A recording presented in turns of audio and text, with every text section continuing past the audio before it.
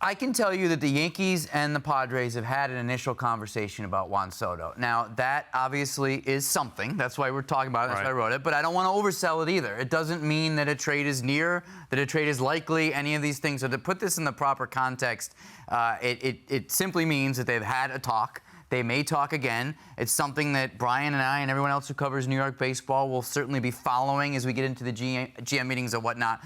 But obviously, if you look at where the Yankees are at right now, how desperately they could use a conversation changer like that, not only for their fans, but for their product, for their lineup, for their offensive output, the left-handed bat, the old-school Yankee star quality that really they haven't brought in since they popped that Stanton trade out of nowhere in the end of 2017. It would have that kind of effect, or if not more so, if they were able to acquire Soto. So, hey, there's been contact, and that's something I didn't know yesterday. But, again, don't get too excited because a lot of teams would like Soto, and the Padres are not sure to trade him either. What I hear about Soto is that he's available but not being shopped, like for the right offer kind of thing. It would be the perfect move for the Yankees right now. All right, Brian, so obviously it's going to take a lot to get Juan Soto. Who would be on or off the table for the Yankees? Well, to be honest with you, not a whole lot is off the table, I don't think, in this one. This would definitely change the narrative around the Yankees coming off a disappointing year where you're looking at this team going into 2024 and you're saying, all right, tell me how it's going to be different. How is it going to be better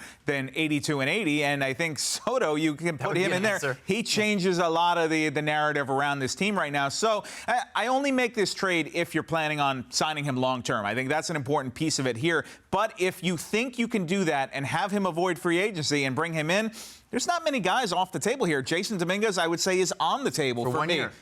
Yes, Volpe, with the caveat that you have to sign him. You must sign him. Volpe? I would consider it, too. I don't think there is an untouchable here. You're talking about Juan Soto. That changes your entire franchise. That brings you back to World Series contender. And you can replace, not that I would suggest doing this if you didn't have to, but you could replace Volpe with, say, Peraza. You have Peraza and you're getting Juan Soto. Right, yeah. Not that you give up Volpe and the Martian, but one or the other to get Juan Soto? Neither one of those makes me hang up the phone if I'm Brian Cashman. I'm with you, Hoch. All right, Britt, how likely do you think it will be for the Padres to actually deal Juan Soto?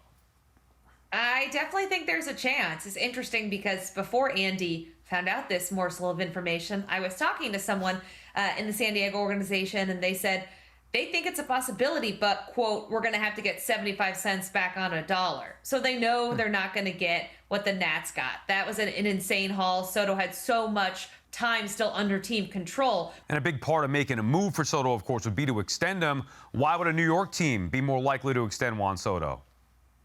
Yeah, so what a lot of people maybe don't know or don't realize is Juan Soto is incredibly close with his family. And when he got traded from Washington, D.C. out to California, his family couldn't visit as much. His mom used to live with him in Washington, D.C. During homestands. She'd bring food, all of these amenities. That wasn't possible because it is so far from San Diego to the DR. So I think being on an East Coast team is something that really suits him. He loves New York. He loves the atmosphere. He loves the stage. And certainly, as I said, that family tie, being able to fly and stay with him for homestands is something that's going to factor in. I mean, this is a guy, though, who turned down $440 million, though, guys. So it is going to take an offer pretty similar to that, if not more, to keep Juan Soto.